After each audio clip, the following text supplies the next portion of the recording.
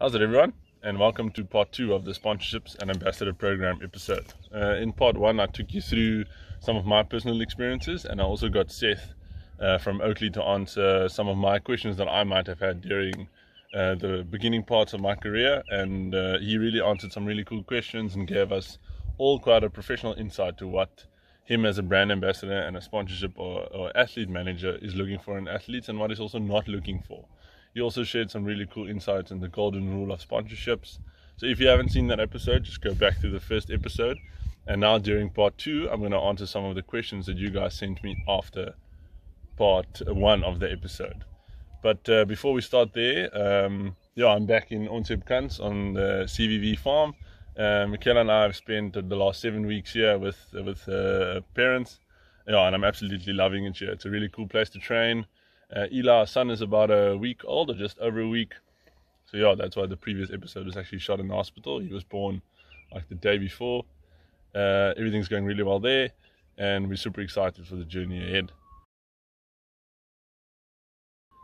So now, before I start the episode, just have a look at what this place actually looks like. It's an awesome place to ride a bike. We built some trails. Yeah, have a look. Yeah, so check how cool this place is.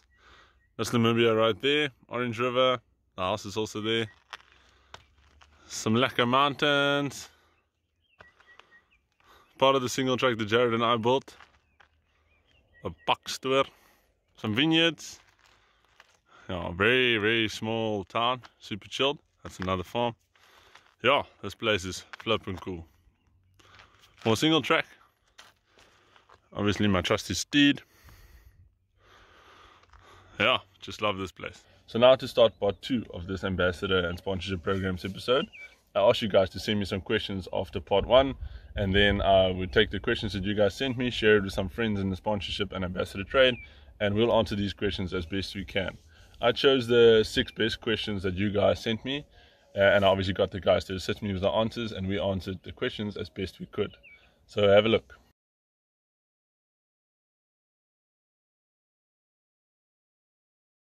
The same principles definitely do apply when you want to become part of a mountain bike team to an extent. Your communication skills must still be up there. The guys must really know that you really want to be part of the team and what you want to add to the team. So I would say you still need a CV that you can send to one of the riders of the team, or preferably to the team manager or team owner. But those details are sometimes hard to come by. So if you see the team at a race or taking part at one of the races that you might be at, actually just start a conversation with them. Ask them, hi guys, how did you get into the team? What is the process? Are you guys maybe looking for riders? If you are looking for riders, what are you looking for in these riders? Is it a marathon team, a cross country team? And make sure the team that you are looking for, that you are looking to go into, actually aligns with your view of the sport. Cross country or marathon, downhill, trail riding, you must actually just sign with a team that really fits your view. And then in terms of applying to become part of the team, teams are very, very tight. They usually have about 2 to 4 riders. So my suggestion would be to start your own personal sponsorship profile before you want to start or become part of a team. Maybe start with nutrition or a bit smaller brands before you really aim for the big fish. I mean, the guys that form part of the biggest teams in South Africa are all the best riders. And it is quite a niche market. There's only about 15 guys that really ride for big teams, and these teams only mean that all the sponsors are really sorted. So my suggestion would be to start your own profile of sponsors that you can maybe build into your own mini team, which might be more beneficial in the long term.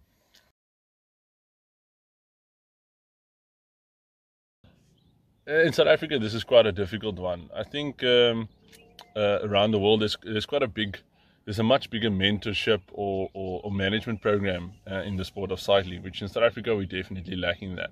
In South Africa, you get a coach to help you with your performance, to make you go faster, but coaches don't really assist you with social media skills. They don't assist you with your communication skills or the management of your time so that you can actually get the training in.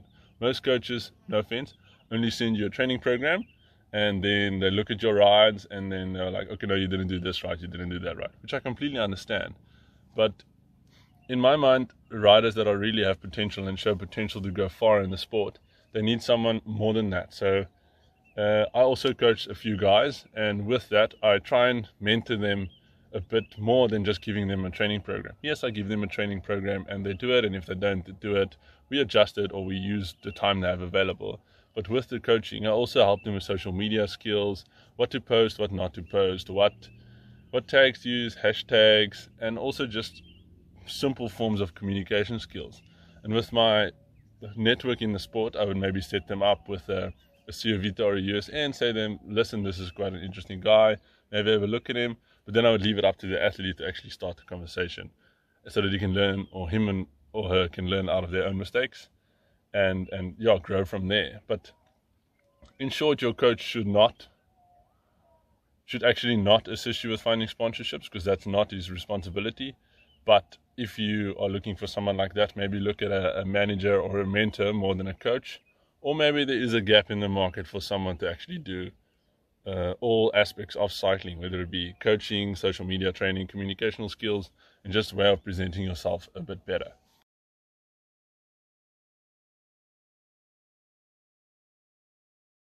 Yes, you can definitely have more than one sponsor.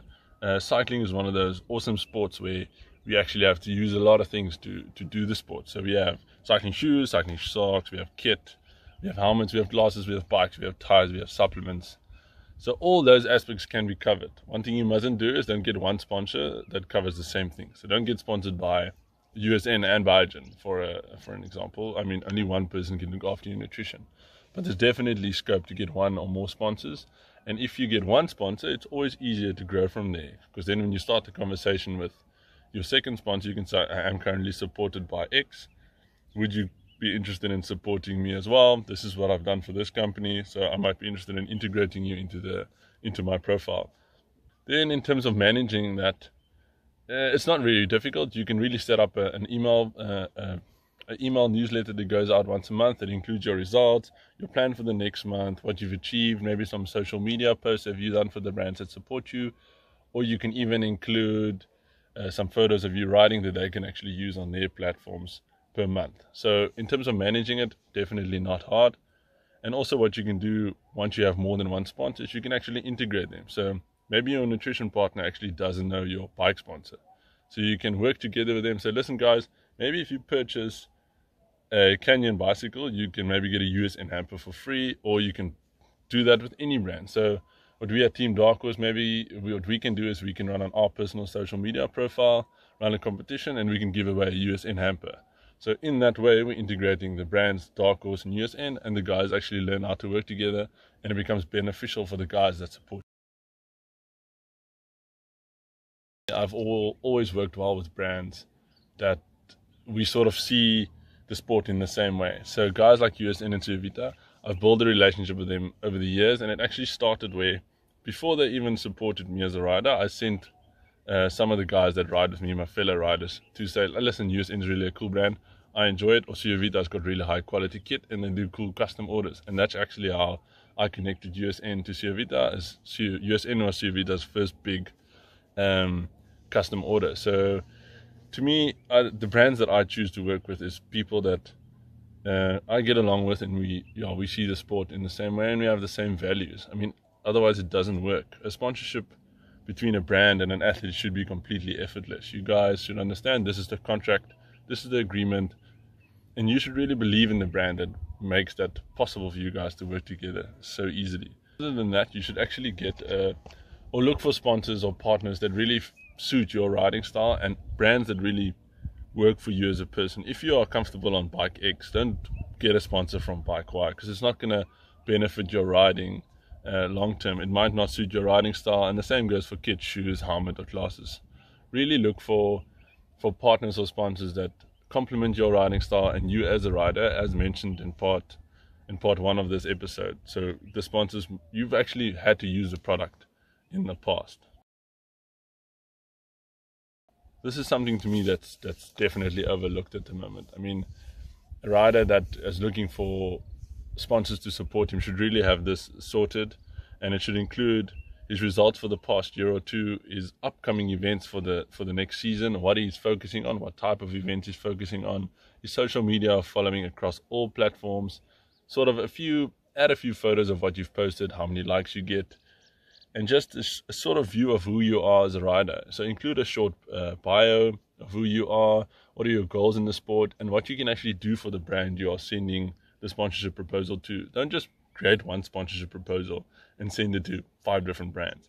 Each sponsorship proposal should be completely different. So if I send a sponsorship proposal to someone like Ciovita, I would include my results, my social media following, and with the bio I'd say, I'm a marathon rider. I really enjoy quality cycling kit because I spend 4+ hours on the bike when I train. So I tried Ciovita products and it really benefit my riding long term, because I could ride day in, day out with a quality product, and it wasn't uncomfortable, it was really comfortable, it was breathable material, and quality kit really helps you perform better on the bike.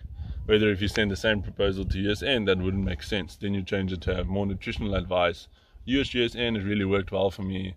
I enjoy the products on my longer rides. The Hydrator is a very good product to replace electrolytes, etc. So if you understand that, that really makes sense and it will assist you long term. But if you are struggling to put that together, just let me know. I've got a template that I can share with you guys that you can just sort of fill in your personal information. Definitely not. I mean, this is a mistake that I made and a lot of people also make. I mean, you as a rider, you're looking for sponsorships now, and someone comes to you and say, listen, I've got this brand that I want to promote in the sport of cycling. Would you be interested in becoming an ambassador? Then we all go, yes, I am in. And that's also why the sport is sort of where it is, as brands are accepting riders, just saying yes to everything. There's no financial assistance. We just give you some free product and you must support us and really try and grow the brand. So in my mind, definitely not. Don't just say yes to any opportunity that comes to your doorstep. Really think about it. As I mentioned, see if it fits into you as a rider or your profile or what you actually want to achieve in the sport. And don't just accept a shoe or a helmet or a kit sponsor or a nutrition or whatever sponsor because it's something free. I mean, we as riders are definitely more valuable than that. I mean, magazines don't do adverts for free, so I don't see why we must do it for free. We are ultimately an advertising tool. So really think about these opportunities, and maybe sometimes if you say no to an opportunity that comes to you, the next day something better is going to come along.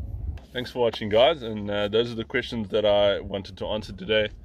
And yeah, some really cool questions, and if you guys have anything else that you want to know, just send me a message or drop a comment, and have a look for the next episode. It's definitely going to be an exciting one.